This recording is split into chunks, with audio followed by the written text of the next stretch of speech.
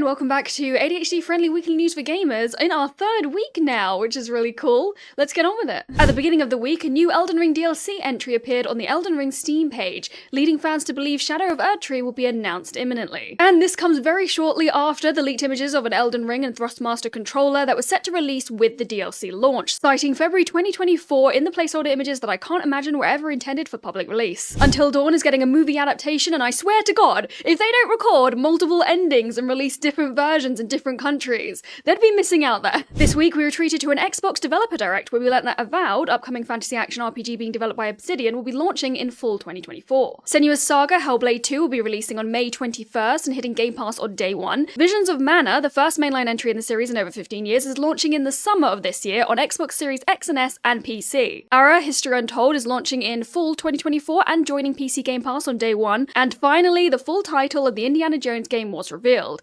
Indiana Jones and the Great Circle, which will be releasing at some point this year. The Direct did include a lot more gameplay clips and input from the devs, so if you're interested, I do have a reaction video uploaded on this channel. Gamers have been rather upset this week after a Ubisoft exec told them to get comfortable with not owning their games, which very much confused me as a PC gamer who uses Steam, Epic Game Store, Game Pass, etc. I'm very much used to not owning my games, just owning a license to play them, and I'm not saying that that's a good thing, obviously not. I'm just not convinced that it's a controversial take at this point. Then the CEO of Larian Studios, who made Baldur's Gate 3, took to Twitter to respond, expressing his concern for getting good games if subscription models become the norm. TwitchCon dates have been announced for 2024. TwitchCon Europe is going to be held in Rotterdam in the Netherlands on June 29th and 30th. It's also going to stay in Rotterdam for the next few years. And then TwitchCon US is going to be held at San Diego Convention Center between September 20th and 22nd. Facebook Gaming has announced that their partners can now multi-stream to any platform, and they will no longer be offering those really big paid contracts. And look, I could make a few cheap jabs about Meta's streaming platform and how bad it is, but I am genuinely curious about what their end goal is with streaming. Stalker 2 Heart of Chernobyl got a release date, which is the 5th of September 2024. The Final Fantasy XIV online Xbox Open Beta launch was announced in an Xbox Wire post, and then it was unannounced. They've said that they will follow up with the correct date when it is available. The Cult of the Lamb Sins of the Flesh update went live this week. And in case you missed it, the devs made a tweet back in November saying they would add sex to the game if they hit 300,000 followers by the end of the year.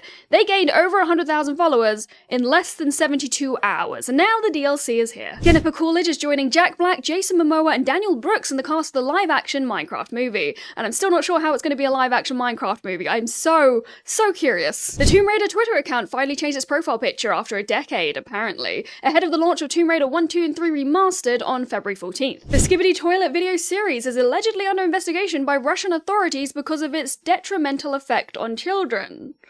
Who knows what that means? Square Enix has confirmed that Foamstars contains some AI-generated art assets. Now, I don't know about you, but hearing stuff like this just makes me think that they have no respect for their game, so why should we? Samsung held their Galaxy Unpacked event where they announced some new features. There was a performance by TXT filmed on a Galaxy S24 Ultra, and Pokimane was there. The funniest part for me, though, is when they tweeted a picture tagging someone that's not Valkyrae as Valkyrae, her then confirming it's not her, and then she got blocked by Samsung. They did unblock her and apologize, but I really hope that their social media intern is okay. Leaked images have surfaced showing messages shared internally with Walmart stores, so leaked images, do take this with a pinch of salt, confirming that physical copies of Starfield will be marked down to just 3 cents so they can get rid of them before February 5th. And over here in the UK, gamers stopped accepting video game trade-ins. Hellblade 2, coming later this year, has already confirmed that there won't be any physical copies. And all of this is just cementing the fact that the digital age is well and truly here, and it has been for a while, but it's really sad to see physical copies going. They've already deleted the tweet, but Army Jobs, an official channel for military recruitment within the UK, has been heavily criticised this week for collaborating with gaming influencers and creating their own Fortnite map. First of all, Fortnite could easily block the whole thing given this is literally against their terms of service. The Army Jobs tweet even got quickly community noted because of this. Also, you need to be 13 or older to play Fortnite, so this is just incredibly slimy when they could have easily picked a game for adults, or something like Call of Duty, which would have made so much more sense. Second of all, why are these creators taking brand deals from the army?